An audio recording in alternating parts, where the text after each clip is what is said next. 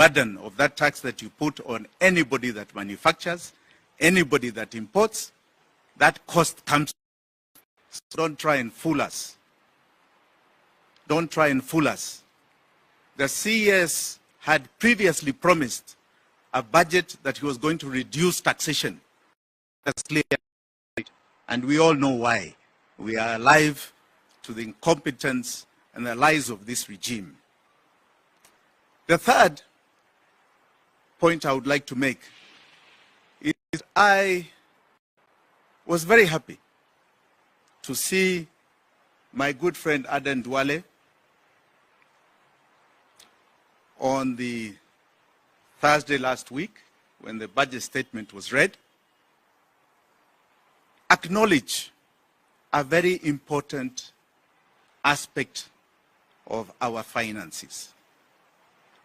Aden Duale, who, as you all know, is an insider in this regime, is a CS in this regime, and previously Aaron Cheriot, accepted a very major thing. He said that there has been illegal borrowing, and he attributed it to the Uhuru regime period. Thank you, Aden Duale.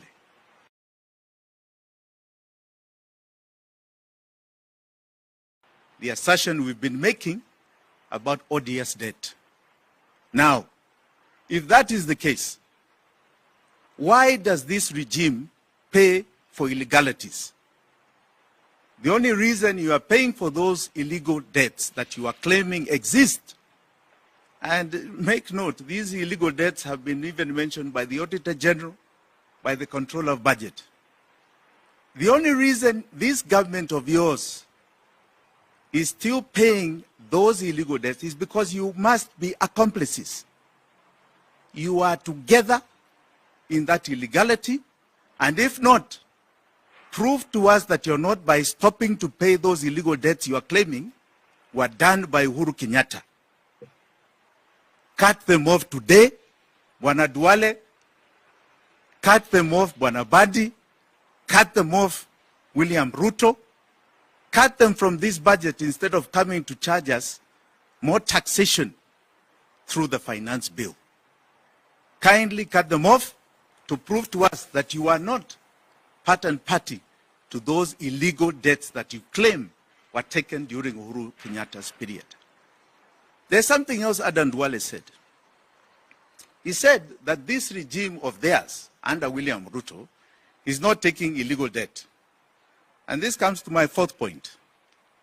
If you look at what is called the budget revenue estimates, which we are going to circulate copies, those copies are going to tell you that in those budget estimates, according to Article 220 of the Constitution, they constitute the revenue estimates, the taxes the budget is going to collect, the grants and the loans that they wish Parliament to pass in this coming financial year. If you look at them, and we are circulating these copies, you will find there is an aspect called domestic debt, domestic loans, domestic borrowing. In the budget statement last week, CS Bandi said that they are going to borrow 1.03 trillion in the domestic market this coming financial year. I ask you to look at the page, the table of contents of those budget estimates before Parliament stipulate as net domestic borrowing at page 24. When you go to page 24, you will find there is no net domestic borrowing number. It does not exist. It is zero and has never existed. Even in the previous years, if you look at each column, has never existed. So this claim of domestic borrowing being legal, it is not. It has never been. It is never passed by Parliament. And you are doing it again this year. So there are two things I would like to stress, apart from the illegality. One, that we know this domestic borrowing does not exist, and there's nobody really that is taking this domestic debt to the tune of 7 trillion. There's no such money in the market. This is fake. Number two, anybody that is now going to pretend that you are buying treasury bills and bonds in this next financial year, no, it is not anchored in our laws, it has not been passed by Parliament, and you will never be paid. This is odious to Kenyans. We are not sovereign to it. We will not pay you. Buyer beware. It is your risk. I'm telling you, that paper, you will throw it in the dustbin, because this regime will change, and it's going to change next year, and it will not be honored. I advise you, and I advise all Kenyans, do not buy a treasury bill. Do not buy anything to do with treasury bills or bonds. They are fake, completely fake. The fifth point, I just have 6 points. The fifth point I want to make is I saw a comparative so-called budget you put in the media, the people's budget. I don't know people's budget in which people, because my colleagues, and I will say they are my colleagues because we are in the opposition, led by Kalonzo Musyoka. They call themselves the United Opposition. Came out with a people's budget. They claim a people's budget. And that people's budget is not too dissimilar to John Bundy's budget. It is about tax, debt, and borrowing. He even proposes the same illegal borrowing, domestic borrowing of 500 billion. Please, Kalonzo Musyoka and my good colleagues, stop letting us down. You're letting us down. Do some basic homework. You cannot continue the same things. You are just doing the same thing as Ruto. There's no difference to what you're proposing. What you're proposing will not change people's lives. Please do some homework and stop letting us down in the opposition. This is not how you're going to conduct the people's affairs, because people are truly in trouble. So, shape up a bit more.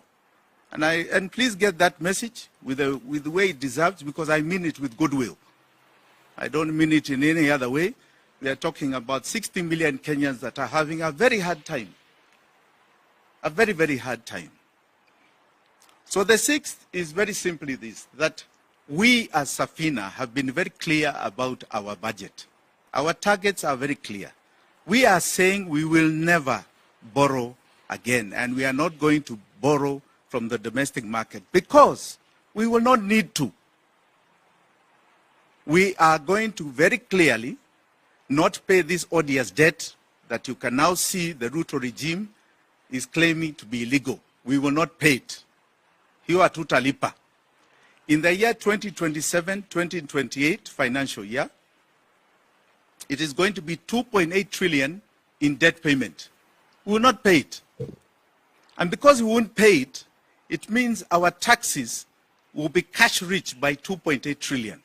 When you're cash rich at 2.8 trillion, there's so much you can do for Kenyans.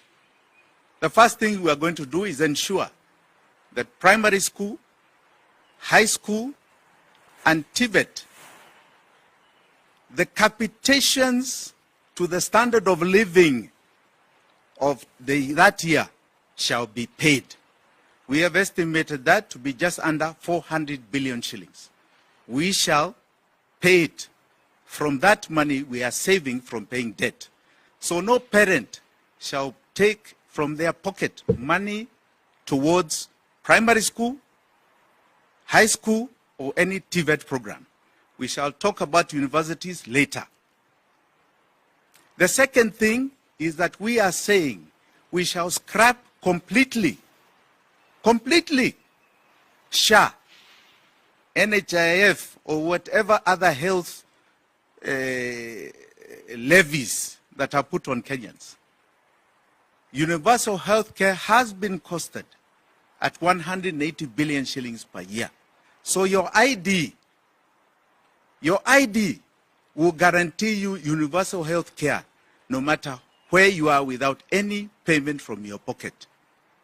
That is a Safina government.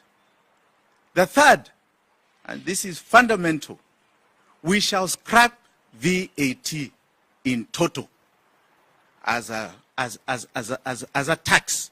We shall seek to scrap VAT and replace it with a simple 5% sales tax. That will become a benefit to Kenyans in their pockets of roughly 300 billion shillings back into the pocket. With just those three measures, we intend to inject roughly 800 billion as a stimulus to be kept in people's pockets. They do not have to remove it anymore. And we are hoping that that will spur a growth that will take us to 6, 7, and hopefully by the third year to fourth year, 10% growth rate. But the biggest carrot is going to be the fact that we are not going to borrow domestically. When you don't borrow domestically, you free up capital for innovation, entrepreneurs, people who are self-employed, manufacturers, and everybody else to go and seek and get credit. People are capitalized. Creators, content creators, they will now have money accessed at single-digit rates. We hope we can drive it to about 5%. This happened during Kibaki's time, and it's our intention to drive the banks to a single-digit interest rate to Kenyans. That is where I'd like to end. Thank you very much. Yes, Emmanuel.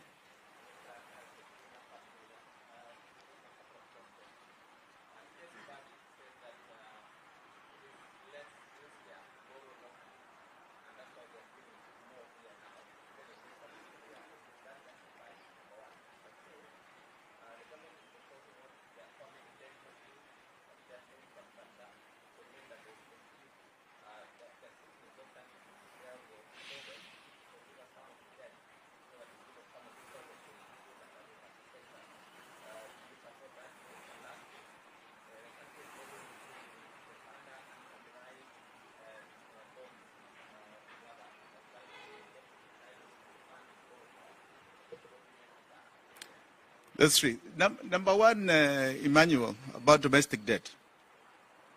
First and foremost, let Bandi show you in the estimates where domestic debt is. Because in the budget estimates of revenue, domestic debt does not exist. So that he can assert that it is at a less risk than any other debt. Number two, you know our laws say you are to borrow for development. Domestic debt is the most expensive debt you can borrow. So why would you borrow domestic for development? It is averaging about 10%. Foreign debt at most, concessionary, goes for 2%.